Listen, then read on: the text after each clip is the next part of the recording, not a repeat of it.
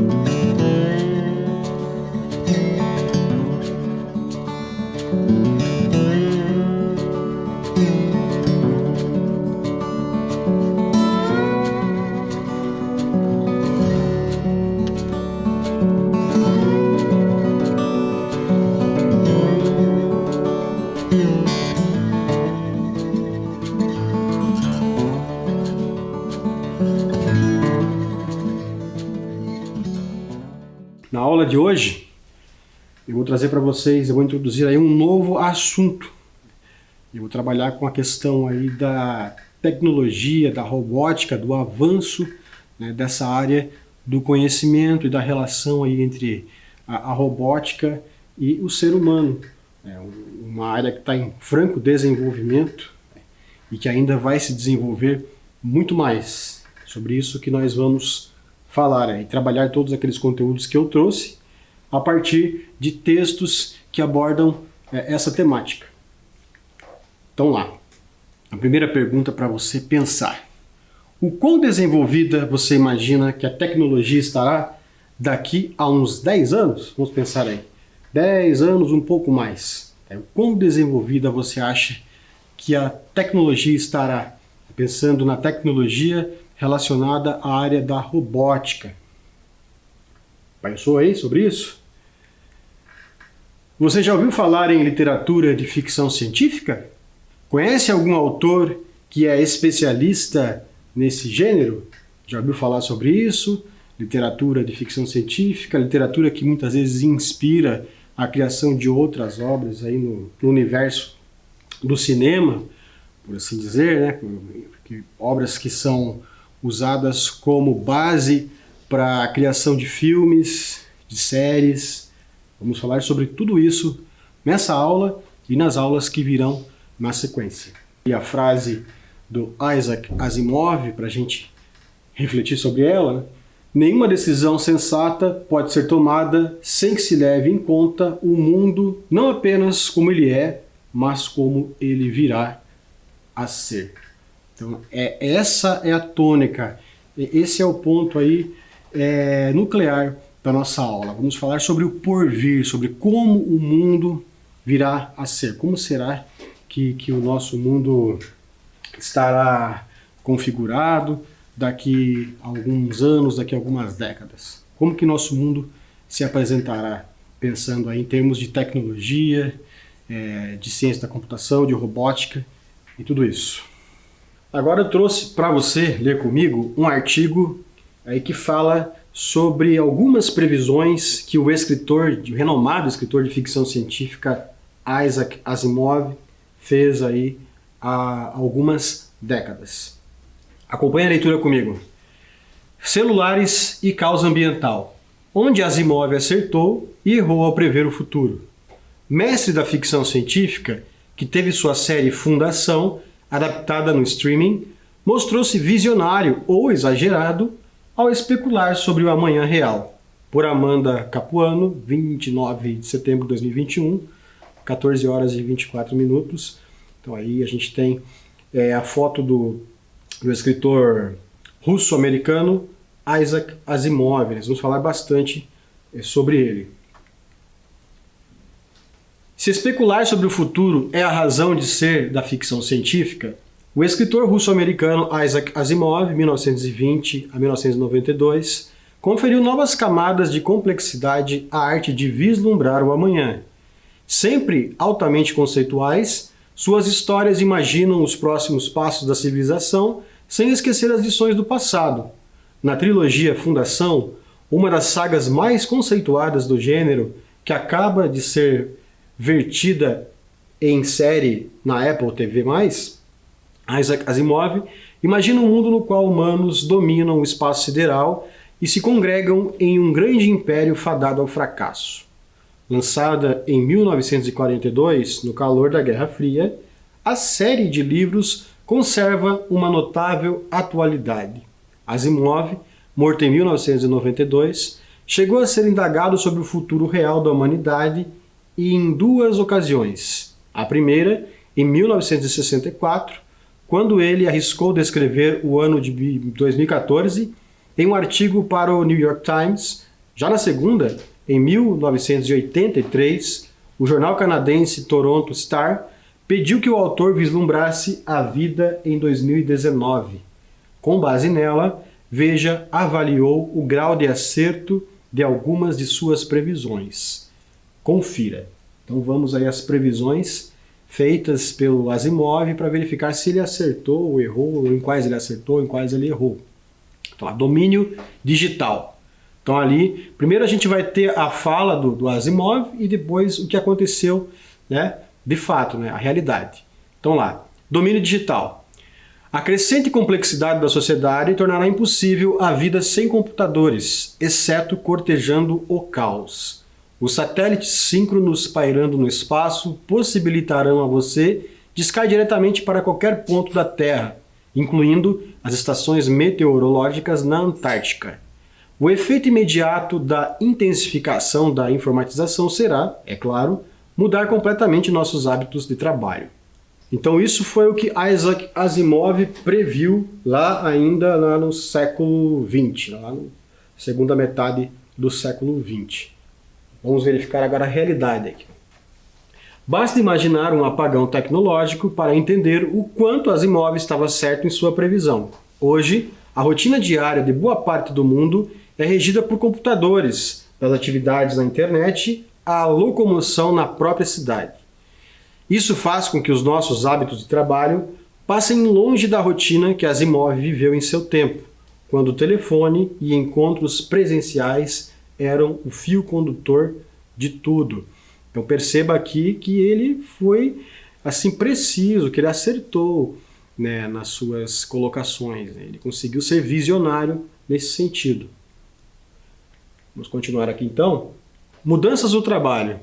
Os empregos que irão desaparecer tenderão a ser trabalhos rotineiros de escritório e linha de montagem, que são simples e repetitivos. Os empregos que irão surgir, inevitavelmente, envolvem design, manufatura, manutenção e reparação de computadores e robôs, e a compreensão das novas indústrias que essas máquinas inteligentes tornarão possível. Em 2019, essa transição deve estar finalizada. Realidade. De fato, há uma substituição de empregos por tecnologias em curso, e como previu Asimov, as novas funções estão ligadas à operação de máquinas, como programação e desenvolvimento de algoritmos e sistemas automatizados. Em 2019 e até agora, em 2021, porém, essa transição ainda não estava finalizada, mas de acordo com um relatório do Fórum Econômico Mundial, 85 milhões de empregos serão substituídos por máquinas com IA até o ano 2025, com o surgimento de outros 97 milhões de novos empregos. Há ainda alguns outros estudos que apontam 2030 como data em que esse processo estará a pleno vapor. Então aqui o Asimov fez a previsão que até 2019 esse processo, essa transição estaria concluída. Ele errou em relação à data, mas pelo andar da carruagem isso vai acontecer, só que um pouco depois daquilo que ele previu. Vamos continuar aqui então. Comunicação. Os aparelhos de 2014 não terão cabos elétricos, é claro, pois serão alimentados por baterias de longa duração. As comunicações se tornarão visuais e sonoras, e você verá e ouvirá a pessoa para quem telefonar. A tela poderá ser usada não apenas para ver as pessoas para quem você liga, mas também para estudar documentos e fotografias e ler trechos de livros. Os satélites síncronos pairando no espaço possibilitarão a você discar diretamente para qualquer ponto da Terra, incluindo as estações meteorológicas na Antártica. Realidade: as baterias do século XXI ainda deixam a desejar no quesito longa duração, mas a ideia de Asimov para a comunicação se mostra extremamente precisa. As chamadas de vídeo estão aí para ficar, e os smartphones não apenas permitem ler livros, estudar documentos ou ver fotografias, como organizam a agenda de tarefas, servem de GPS e auxiliam em uma série de funções cotidianas. Satélites pairando na órbita terrestre também permitem a comunicação com lugares remotos. Então perceba aqui o grau de acerto do Asimov, né? Praticamente tudo aquilo que ele previu, que ele antecipou décadas antes de acontecer, realmente se confirmou. Chega a ser até assustador. Você leu comigo um artigo em que são colocadas as previsões do Asimov a respeito daquilo que ele imaginou que aconteceria, que ele antecipou, e a realidade aí se contrapondo às previsões feitas aí pelo autor. Agora você vai ler comigo uma sinopse sobre um filme feito a partir de uma das obras do Isaac Asimov. Vamos acompanhar aqui então a sinopse? Texto 2. Está ali a imagem, né, da capa ali do filme, o banner. Eu, Robô é o nome do filme. Sinopse. Em 2035, a existência de robôs é algo corriqueiro, sendo usados constantemente como empregados e assistentes dos humanos. Os robôs possuem um código de programação chamado Lei dos Robóticos, que impede que façam mal a um ser humano. Esta lei parece ter sido quebrada quando o Dr. Miles aparece morto e o principal suspeito de ter cometido o crime é justamente o robô Sony.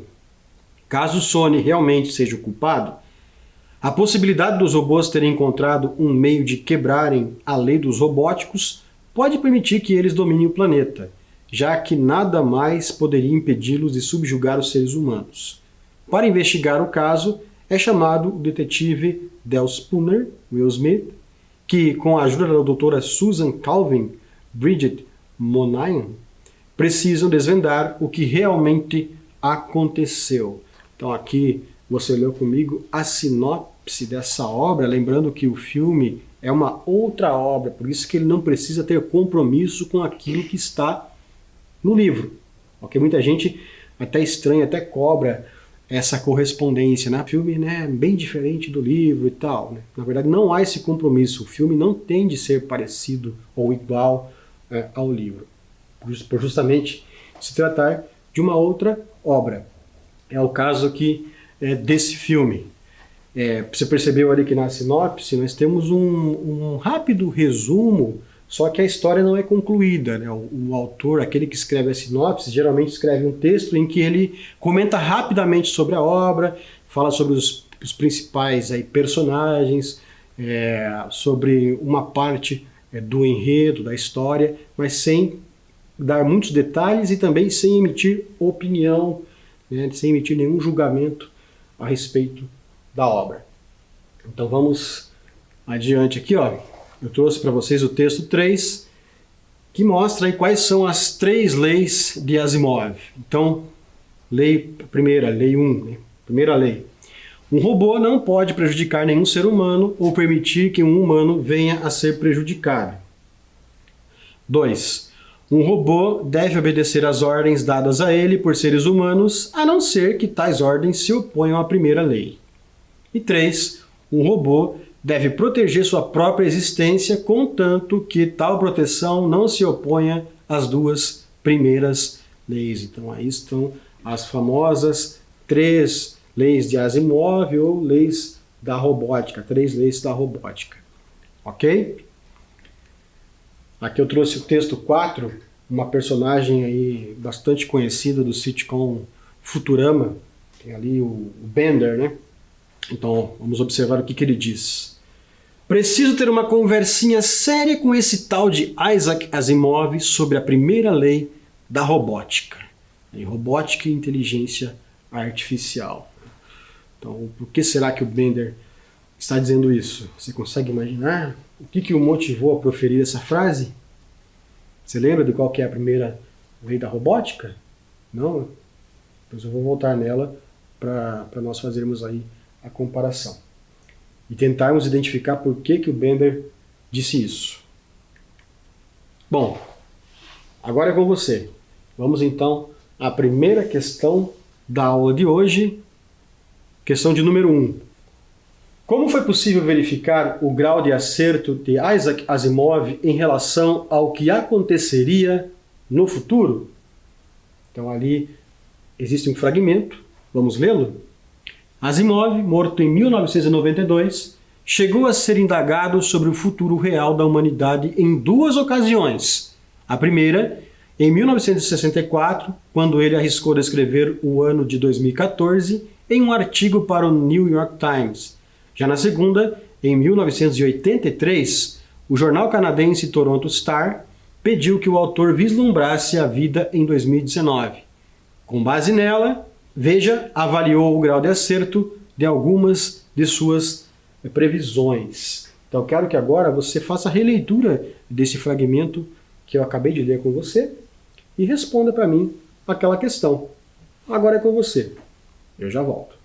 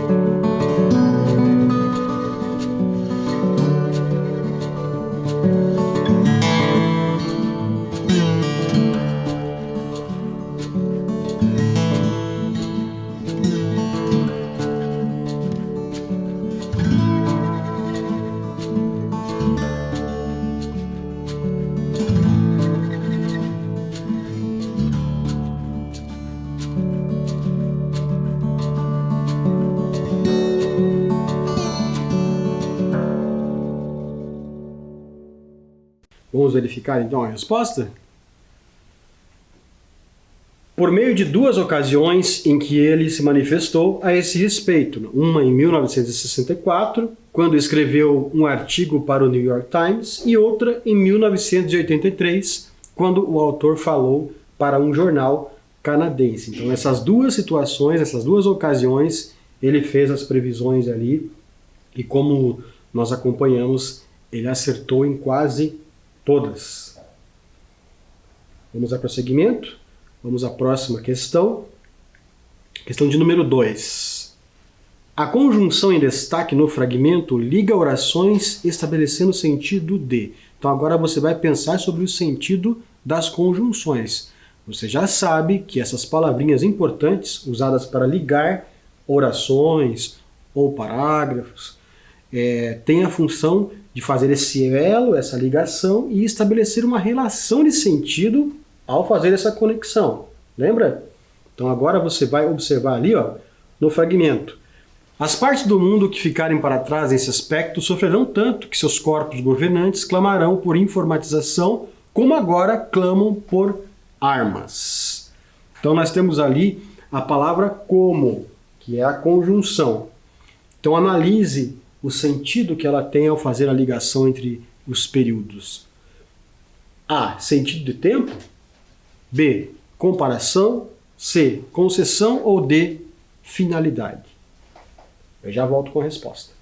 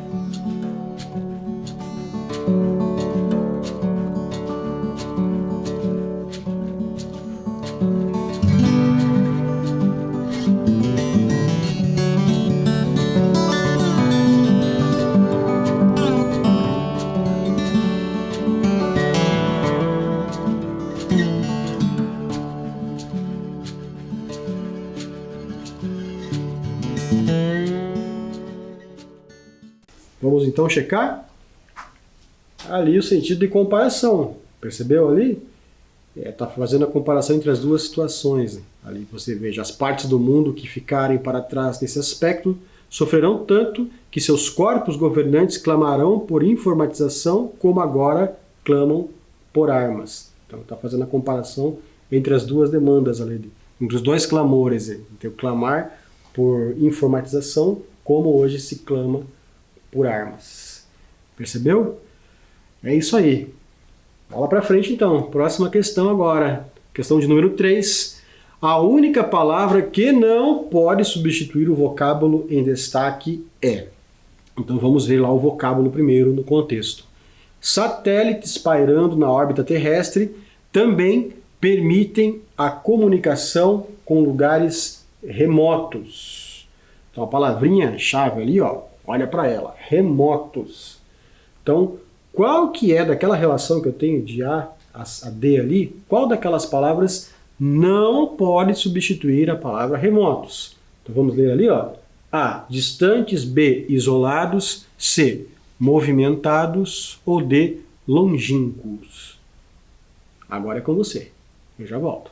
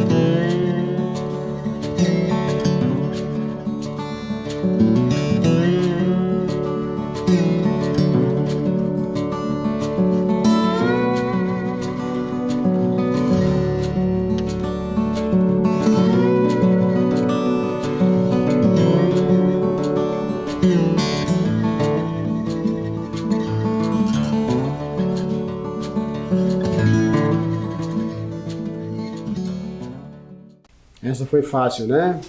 Então vamos verificar ali se você acertou. Eu acredito que sim. Então a única que não pode substituir é movimentados. Distantes é sinônimo de remotos, isolados também e longínquos também. Ok? Então a única que não cabe, que não substitui, é movimentados. Mesmo porque lugares remotos geralmente não são movimentados, são tranquilos. Então vamos agora para a questão de número 4. Então acompanhe comigo lá. Vamos verificar então ali, ó. Comunicação. Os aparelhos de 2014 não terão cabos elétricos. Serão alimentados por baterias de longa duração. As comunicações se tornarão visuais e sonoras e você verá e ouvirá a pessoa para quem telefonar. Os satélites síncronos pairando no espaço possibilitarão a você discar diretamente para qualquer ponto da Terra, incluindo as estações meteorológicas na Antártica. Realidade, as baterias do século XXI ainda deixam a desejar no quesito longa duração. As chamadas de vídeo estão aí para ficar. Então agora eu quero que você releia de novo o fragmento e analise ali comigo as frases aí. Veja lá comigo. Os verbos terminados em -ão estão no futuro. Isso procede ou não? Você vai marcar, vai me dizer. Os verbos terminados em -ão estão no passado. Será? O verbo terminado em -ã está no futuro. Em AM, está no futuro. O verbo terminado em AM está no presente. E ali, no final, o verbo terminado em AM está no pretérito. Então você vai assinalar ali as frases verdadeiras, que correspondem ao que se tem ali no fragmento. Ok? Faça isso e eu já retorno com a correção.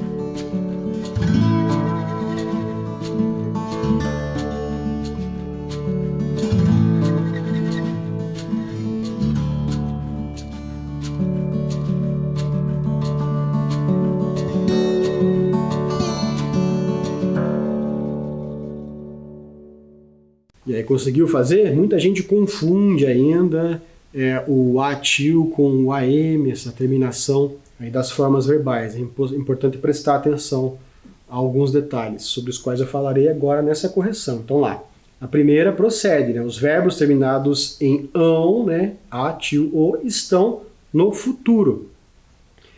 Perceba lá, vamos pegar um exemplo. Os aparelhos de 2014 não terão cabos elétricos, serão alimentados por baterias de longa duração. As comunicações se tornarão visuais e sonoras. Note que ele fala sobre algo que vai acontecer, segundo a visão dele, sobre algo que ele está prevendo. Portanto, ele fala sobre o futuro. Percebeu? Então ele usa aí o atil para mostrar, para utilizar aí as formas verbais no futuro. A outra ali, os verbos terminados em ão estão no passado? Não, isso não acontece, ok? Verbo terminado em ão ou está no presente ou está no futuro. No passado é com AM, não confundir. Os sons são parecidos, mas não são iguais. Se você prestar atenção, há uma diferença entre, por exemplo, falarão e falaram. Percebeu? Falarão, futuro, falaram, passado. O verbo terminado em AM está no futuro. Também não. O verbo terminado em AM está no presente. Tá, essa aí procede. Vamos checar ali, ó. Realidade, as baterias do século XXI ainda deixam a desejar no quesito longa duração. Percebeu? Então, deixam está no presente. O verbo terminado em AM está no pretérito. Não. Ok? Como eu acabei de explicar, está no presente. Apesar de ser comum os verbos no pretérito terminarem com AM. Mas não é o caso ali. Ok? Percebeu? Entendeu? Então vamos adiante. Questão de número 5. No fragmento, o pronome los se refere a lei dos robóticos, B, aos seres humanos, C, ao Sony, D, aos robôs. Então vamos ao fragmento. Caso o Sony realmente seja o culpado, a possibilidade dos robôs terem encontrado um meio de quebrarem a lei dos robóticos pode permitir que eles dominem o planeta, já que nada mais poderia impedi-los de subjugar os seres humanos. Agora você vai pensar sobre a que se refere o pronome oblíquo los e vai escolher a alternativa que você julga ser a correta. Agora é com você.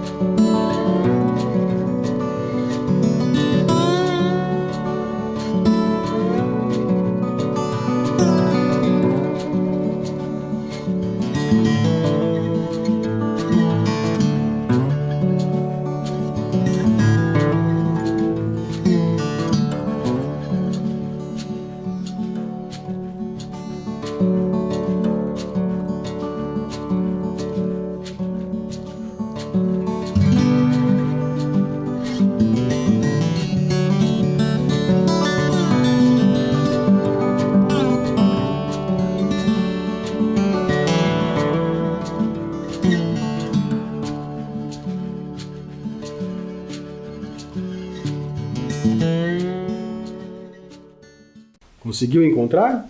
Vamos ver então? Aos robôs. Perceba que o los retoma justamente as palavras ali aos robôs. Então, para você não precisar repetir novamente aos robôs, você usa ali o pronome como um mecanismo de coesão. Ok? Muito bom. Vamos adiante, então, agora para a questão de número 6. Por que Bender diz que precisa conversar com Isaac Asimov sobre a primeira lei da robótica? Então vamos ali à leitura. O texto 3. As 3 leis de Asimov. Então vamos ali como ele fala sobre a primeira lei da robótica. Eu vou ler só a primeira lei.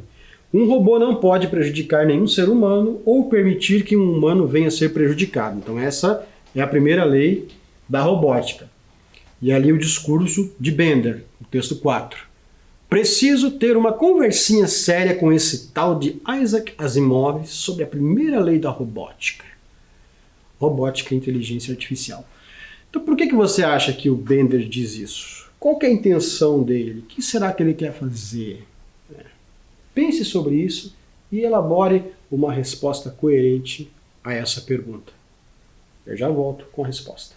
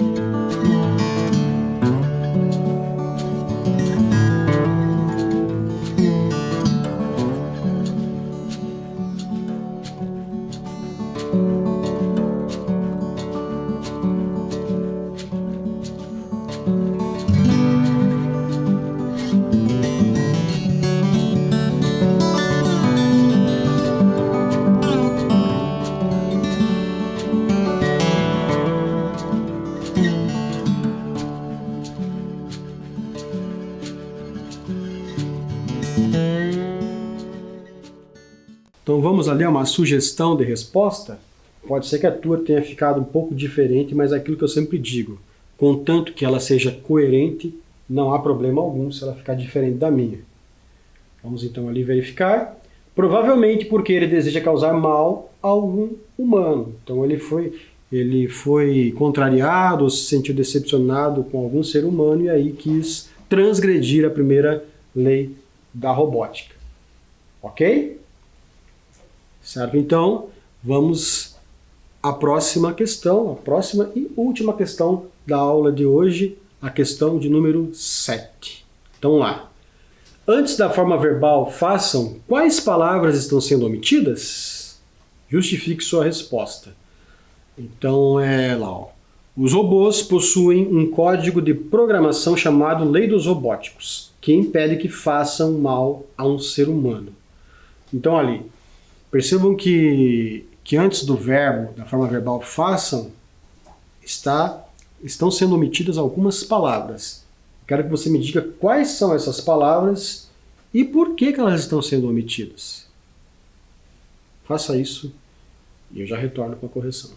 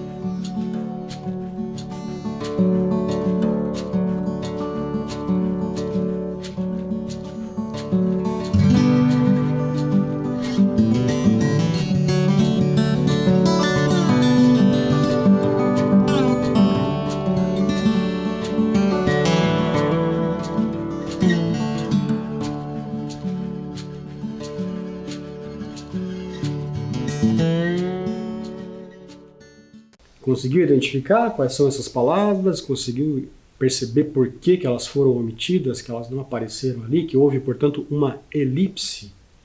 Vamos então verificar. Os robôs são as palavras omitidas. Elas não foram mencionadas porque já apareceram anteriormente no texto, sendo, portanto, desnecessária a repetição. Então, pela lógica ali, percebe-se que façam se refere aos robôs. Então você não precisa repetir novamente, não ficaria estranho. Veja lá, os robôs possuem um código de programação chamado Lei dos Robóticos, que impede que os robôs façam mal a um ser humano.